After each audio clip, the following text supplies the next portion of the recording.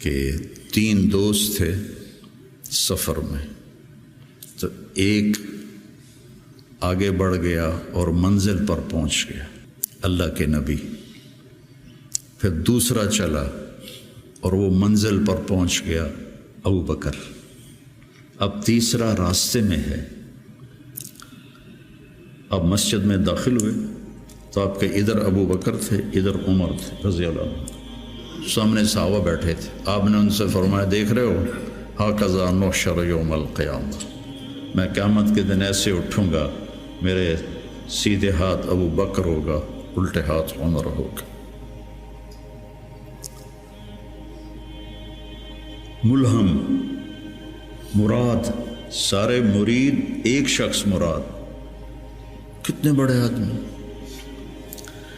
تو صحابہ نے مشورہ کیا کہ فتوحات ہو گئی ہیں، کیسر اور کسریٰ کے خزانے مدینے میں آ گئے ہیں، اور عمر کا وہی حال ہے، وہی مجاہدہ ہے، وہی مشقت ہے، تو اب اسے نرم روٹی کھانی چاہیے۔ حضرت عمر کی روٹی کوئی کھا نہیں سکتا تھا، اٹک جاتی تھی گلے میں، اتنی سخت ہوتی تھی۔ تو انہیں لباس بھی، بڑے بڑے وفود آتے ہیں تو انہیں لباس بھی اچھا پہننا چاہیے، اور کوئی اب خادم رکھ لیں، اتنے غلام ہیں، کوئی خادم اپنی خدمت کے لیے رکھ لیں۔ یہ کون مشورہ کر رہے ہیں؟ زبیر بن عوام، طلحہ بن عبید اللہ، سعد بن ابی وقاص، عبد الرحمن بن عوف، علی بن ابی طالب، ابو عبیدہ بن جراح، 6 اصحاب عشرات المبشرہ میں سے 6 آدمی یہ مشورہ کر رہے ہیں۔ حضرت علی نے کہا، مانے گا نہیں، جو تم مرضی کر لو۔ حضرت علی نے کہا نہیں مانے گا، کہا نہیں، ہم انشاءاللہ منوائیں گے، ہم خود نہیں جاتے، ہم حضرت عائشہ کو بھیجتے اور حضرت حفصہ کو بھیجتے، دونوں امہات المومنین ہیں اور ایک بیٹی ہے، تو ان کی ضرور مانیں گے۔ تو یہ دونوں تشریف لائیں اور متکلم بنی حضرت عائشہ، کامر المومنین، آج آپ سے ایک بات کرنی ہے۔ کہنے لگے کہو۔ کہنے لگے اللہ کے رسول کے دور میں نہ دنیا آئی، نہ اللہ کے نبی نے دنیا کا ارادہ کیا، تو وہ مشقت میں گزر گئے۔ میرے باپ ابو بکر کے دور میں دنیا کی فتوحات نہ آئیں، نہ انہوں نے ارادہ کیا، وہ بھی گزر گئے۔ اب اللہ نے آپ کے لیے دنیا مسخر کر دی ہے، اور لہر بہر ہے، اور آپ کا وہی حال ہے، آپ کچھ نرمی کریں۔ وہ جو پچھلی باتیں انہوں نے کہیں، غلام رکھیں، اچھے کپڑے پہنیں، بڑے بڑے وفد آتے ہیں، نرم کھانا کھائیں، نرم بستر استعمال کریں۔ اور عمر کا رنگ بدلنا شروع ہو گیا۔ تو حضرت حفصہ دیکھ رہی تھے، بے ابا گیا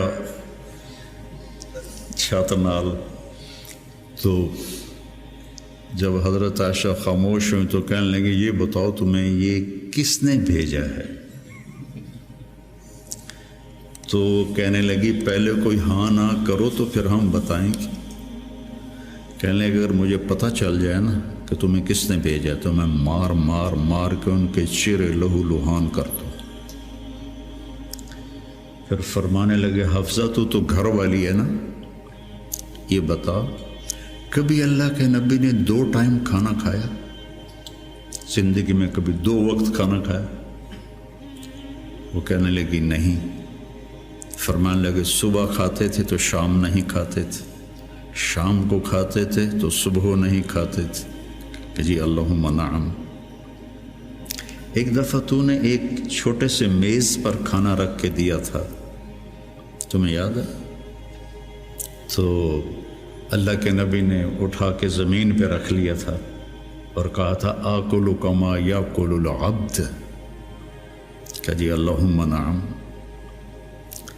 تمہیں یاد ہے اللہ کے نبی کا ایک ہی جوڑا ہوتا تھا، اور اسے وہ خود دھوتے تھے، اور بعض اوقات وہ خشک نہیں ہوتا تھا، اور بلال آ جاتے، یا رسول اللہ الصلاۃ، تو تو آپ کہتے ابھی میرے کپڑے خشک نہیں ہوئے، یہاں تک کہ نماز تاخیر ہو جاتی تھی اور آپ وہ خشک ہو کر اس کو پہن کے جا کے نماز پڑھاتے تھے۔ اور یہ بھی تمہیں یاد ہو، وہ کہنے لگی اللہم نعم، کہ یہ بھی تمہیں یاد ہوگا کہ ایک دن وہ جوڑا بھی نہیں تھا تو آپ نے پڑوسن سے چادر مانگی تھی جس کو لپیٹ کر جا کے نماز پڑھائی تھی، یاد ہے؟ کہنے لگی اللہم نعم۔ کہ نبی کا بستر کیسا تھا تیرے گھر میں؟ کہا ایک ٹاٹ تھا، اس کو میں دوہرا کر کے بچھا دیتی تھی رات کو۔ تو حضرت عمر کہنے لگے ایک رات تو نے اس کی 4 تہیں لگا دی، تو صبح اللہ کے نبی نے کہا حفصہ میرا بستر تبدیل کر دیا ہے؟ کہ نہیں یا رسول اللہ وہی ہے، بس 2 کی 4 تہ لگا دی۔ کہا اس کو دوبارہ ویسے کر دے، مجھے رات کو اٹھنے میں مشکل پیش آئی اس کی نرمی کی وجہ سے، یاد ہے؟ کہنے لگی اللہم نعم۔ تو فرمایا اللہ کے نبی نے کبھی 2 سالن کٹھے کھائے؟ اللہ کے نبی نے کبھی 2 سالن کٹھے کھائے؟ کہنے لگی نہیں، کوئی نہیں کھائے۔ تو حضرت عمر رونے لگے، فرمایا کہ جنہوں نے تمہیں بھیجا ہے نا انہیں جا کر کہو کہ 3 دوست تھے سفر میں، تو ایک آگے بڑھ گیا اور منزل پر پہنچ گیا اللہ کے نبی، پھر دوسرا چلا اور وہ منزل پر پہنچ گیا ابو بکر، اب تیسرا راستے میں ہے، ان کے راستے پر رہے گا تو پہنچے گا ورنہ بھٹک جائے گا۔ والذی نفسی بیدہ، اس رب کی قسم جس کے قبضے میں میری جان ہے، میں اپنے آپ کو اسی حال پہ رکھوں گا حتی تلحق روحی باللہ، یہاں تک کہ میں اپنے رب کے ساتھ جا کے مل جاؤں۔ جن کو اپنی ذات کی طرف نبی کی محنت متوجہ کرتی، تحریکیں اوروں کی طرف متوجہ کرتی، اور انبیاء کی محنت یا قوم اعبدوا اللہ ما لکم من الہ غیر، یا قوم انی لکم نذیر مبین ان اعبدوا اللہ واتقوہ واطیعون انی لکم نذیر مبین انی لکم ناصح امین۔ اور جب خنجر لگ گیا اور پتہ چل گیا کہ بچنا ممکن نہیں ہے، تو اپنے بیٹے کو بلایا عبداللہ بن عمر، فرمانے لگے جاؤ عائشہ کے پاس اور ان سے کہو کہ عمر اپنے ساتھیوں کے ساتھ دفن کی اجازت چاہتا ہے، اور امیر المومنین نہ کہنا، عمر کہنا، چونکہ اب میں امیر المومنین نہیں ہوں۔ اگر وہ اجازت دیں تو مجھے وہاں دفن کر دینا، ورنہ مجھے عام قبرستان میں لے جا۔ عبداللہ بن عمر رضی اللہ تعالیٰ عنہ تشریف لے گئے تو عائشہ رضی اللہ عنہ بیٹھی رو رہی تھی، تو انہوں نے عرض کی اماں جان میرا باپ عمر بن خطاب اپنے ساتھیوں کا قرب چاہتا ہے۔ تو حضرت عائشہ رضی اللہ عنہ نے روتے ہوئے کہا یہ جگہ تو میں نے اپنے لیے رکھی تھی، لیکن اگر عمر طلبگار ہے تو مرحبا بعمر۔ واپس آئے، کہا ابا جان ابشر قد اذنت، اجازت ہو گئی۔ کہ بیٹا ممکن ہے میرے شرم نے کہا ہو جب میں مر جاؤں پھر دوبارہ میرا جنازہ لے جانا اور باہر رکھ دینا، اور پھر ایک دفعہ دوبارہ پوچھنا، اگر اس وقت اجازت ملے پھر مجھے اندر لے جانا۔ اتنے میں حضرت علی آئے تو بڑے گھبرائے ہوئے تھے، تو حضرت علی نے پوچھا اتخاف من الموت؟ کہا نہیں، الذی بعد الموت۔ الذی بعد الموت، جس ہستی نے 22 لاکھ مربع میل میں اسلام پھیلایا، تو کہنے لگے ڈرو نہیں، میں نے کئی دفعہ سنا کہ اللہ کے نبی نے کہا خرجت انا و ابو بکر و عمر، دخلت انا و ابو بکر و عمر، جیت انا و ابو بکر و عمر و سیدہ کہول اہل الجنہ ابو بکر و عمر۔ کہ میں نے کئی دفعہ سنا، حضرت حسن بھی ساتھ، تو کہنے لگے قیامت کے دن گواہی دو گے میری؟ کہا میں بھی دوں گا، حسن بھی دے گا، میں بھی دوں گا، حسن بھی دے گا۔ تو حضرت علی چلے گئے، تو موت کی آہٹ محسوس کی، تو عبداللہ بن عمر نے گود میں سر رکھا ہوا تھا، کہنے لگے عبداللہ میرا سر زمین پر ڈال دے۔ انہوں نے پنڈلی پہ رکھ لیا، وے حق، سنتے نہیں ہو میں نے کیا کہا، مجھے زمین پہ ڈال دیا۔ انہوں نے سر زمین پہ رکھ دیا، تو اپنا چہرہ زمین ایسے رگڑنا شروع کیا، ایسے ویل لک یا عمر ان لم یغفر لک ربک، یہ کہنا شروع کیا، ویل لک یا عمر ان لم یغفر لک ربک، ویل لک یا عمر، ویل لک ولامک یا عمر ان لم یغفر لک ربک۔ یہ کہتے کہتے جان نکل گئی،